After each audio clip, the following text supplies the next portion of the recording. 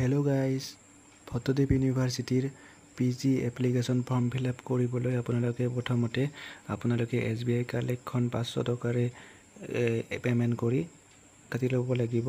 যিটোতো আপোনাৰ Google pay' use কৰিব পাৰে অতি সহজে, বা আপোনালোকে একাউণ্ট নম্বৰ দিয়া আছে SBI পাঠশালাৰ, এইখিনি গোটেই পজ কৰি চাই ল'ব।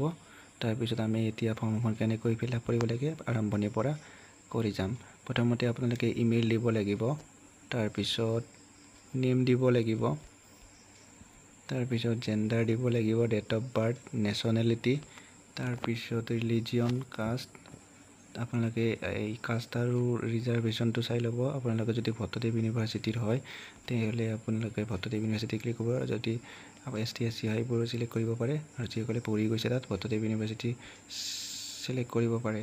তাৰপিছত আপোনালোকে EC কেটেগৰী হয় নে নহয়, আপোনালোকে যদি নহয় যেনে আপোনালোকে এক্সট্ৰা কাৰিকুলাৰ এক্টিভিটি যেনে আপোনাৰ গান ডান্স এইবিলাক যদি আছে তেনেদৰে কৰিব পাৰে, আৰু যদি নাই কৰিব। তাৰপিছত আপোনালোকে প্ৰেজেণ্ট এড্ৰেছ, পাৰ্মানেণ্ট এড্ৰেছ দিব লাগিব। তাৰপিছত আপোনালোকৰ কণ্টেক্ট নাম্বাৰটো দিব, আধাৰ নম্বৰ দিব, ইমেইল দিব, আৰু কিহত কৰিব এইটো দিব।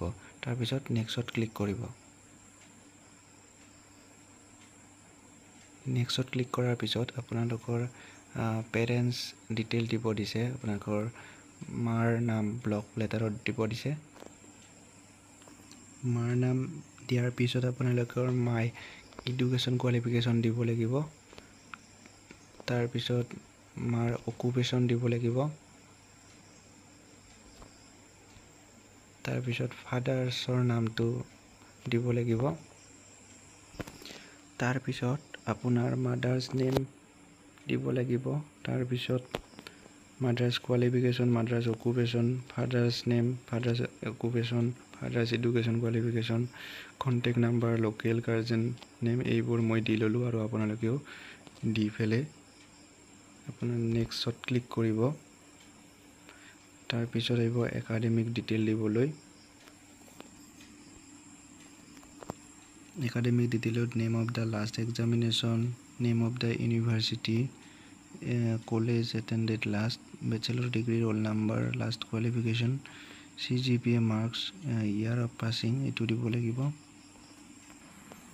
এনেদৰে ৰোল নাম্বাৰ, তাৰপিছত আপোনালোকে যদি ৰিজাল্ট দিয়া নাই তাৰপিছত লিখি দিব, আৰু পাছিঙতটো গম পালে ইতিমধ্যে কৈছোঁৱেই। তাৰপিছত নেক্সটত ক্লিক কৰিব লাগিব।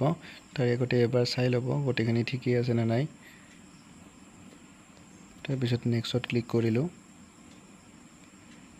নেক্সটত ক্লিক কৰাৰ পিছত আপোনাৰ বেংক ডিটেইল দিব দিছে, account holder name, bank name, branch name, তাৰপিছত IFSC কোড, একাউণ্ট টাইপ, আৰু সেই যিখন আপোনাৰ পে'মেণ্ট ৰিচিপ্ট আছিলে সেইখন ডাউনলোড, আৰু ট্ৰেনজেকশ্যন ID নাম্বাৰটো দিব দিছে, date of making the payment এইটো দিব দিছে।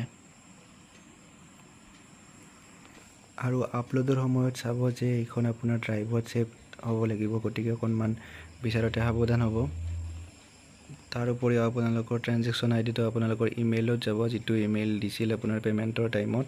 তাৰপিছত আণ্ডাৰটেকিঙত এইটাত ৰাইট চিন টিক চিন মাৰি ছাবমিটত ক্লিক কৰিব। ছাবমিটত ক্লিক কৰাৰ পিছত ইউৰ ৰেছপন্স হেজ বিন ৰেকৰ্ডেডত আহি যাব।